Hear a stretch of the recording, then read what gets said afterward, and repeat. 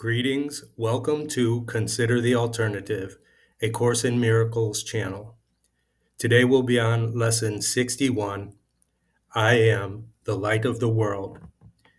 And from the text, Chapter 8, Section 2, The Difference Between Imprisonment and Freedom. There is a rationale for choice. Only one teacher knows what your reality is. If learning to remove the obstacles to that knowledge is the purpose of the curriculum, you must learn it of him. The ego does not know what it is trying to teach. It is trying to teach you what you are without knowing what you are. It is expert only in confusion. It does not understand anything else. As a teacher, then, the ego is totally confused and totally confusing. Even if you could disregard the Holy Spirit entirely, which is impossible, you could still learn nothing from the ego, because the ego knows nothing. Is there any possible reason for choosing a teacher such as this? Does the total disregard of anything it teaches make anything but sense? Is this the teacher to whom a son of God should turn to find himself? The ego has never given you a sensible answer to anything. Simply on the grounds of your own experience with its teaching, should not this alone disqualify it as a future teacher? Yet, the ego has done more harm to your learning than this alone. Learning is joyful if it leads you along your natural path and facilitates the development of what you have. When you are taught against your true nature, however, you will lose by your learning because your learning will imprison you. Your will is in your nature and therefore cannot go against it. The ego cannot teach you anything as long as your will is free, because you will not listen to it. It is not your will to be imprisoned because your will is free. That is why the ego is the denial of free will. It is never God who coerces you because he shares his will with you. His voice teaches only in accordance with his will, but that is not the Holy Spirit's lesson, because that is what you are. The lesson that your will and God's cannot be out of accord because they are one. The lesson is that your will and God's cannot be out of accord because they are one. This is the undoing of everything the ego tries to teach. It is not then only the direction of the curriculum that must be unconflicted, but also the content. The ego tries to teach that you want to oppose God's will. This unnatural lesson cannot be learned, and the attempt to learn it is a violation of your own freedom, making you afraid of your will because it is free. The Holy Spirit opposes any imprisoning of the will of a Son of God, knowing that the will of the Son is the Father's. The Holy Spirit leads you steadily along the path of freedom, teaching you how to disregard or look beyond everything that would hold you back. We have said that the Holy Spirit teaches you the difference between pain and joy. That is the same as saying he teaches you the difference between imprisonment and freedom. You cannot make this distinction without him because you have taught yourself that imprisonment is freedom. Believing them to be the same, how can you tell them apart? Can you ask the part of your mind that taught you to believe they are the same to teach you how they are different? The Holy Spirit's teaching takes only one direction and has only one goal. His direction is freedom, and his goal is God. Yet he cannot conceive of God without you, because it is not God's will to be without you.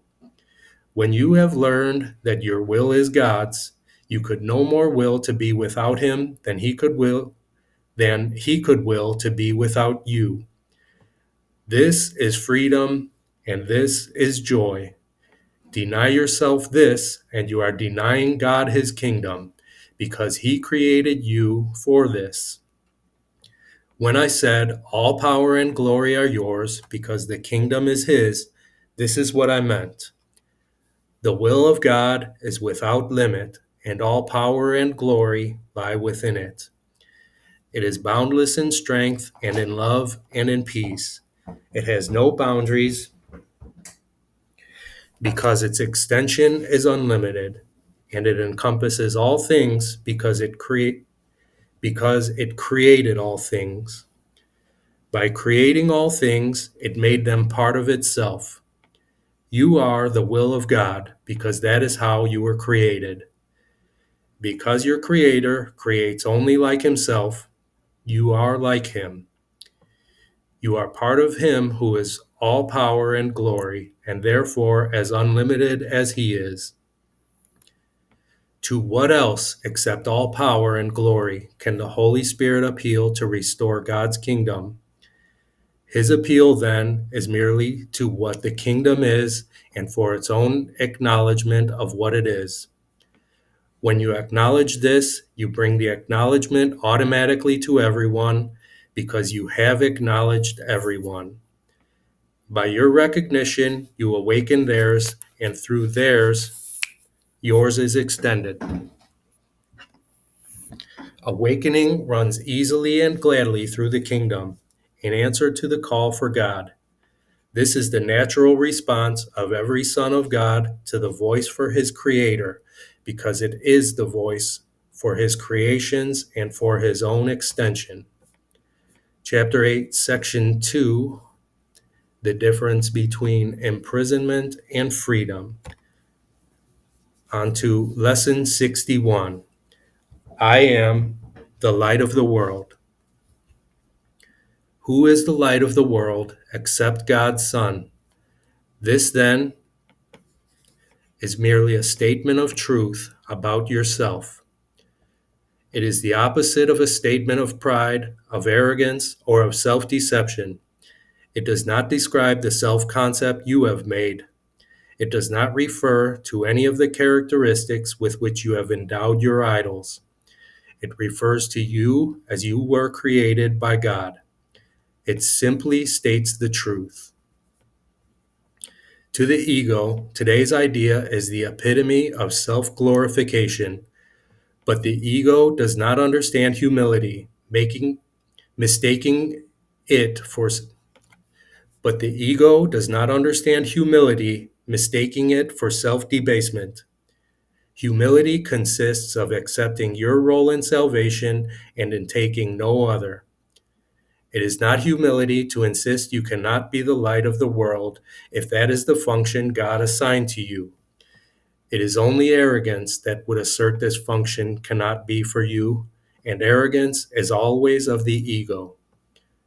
True humility requires that you accept today's idea because it is God's voice which tells you it is true. This is a beginning step in accepting your real function on earth. It is a giant stride toward taking your rightful place in salvation. It is a positive assertion of your right to be saved and an acknowledgement of the power that it is given you to save others, and an acknowledgement of the power that is given you to save others. You will want to think about this idea as often as possible today. It is the perfect answer to all illusions and therefore to all temptation. It brings all the images you have made about yourself to the truth and helps you depart in peace, unburdened and certain of your purpose. As many practice periods as possible should be undertaken today, although each one need not exceed a minute or two. They should begin with telling yourself, I am the light of the world.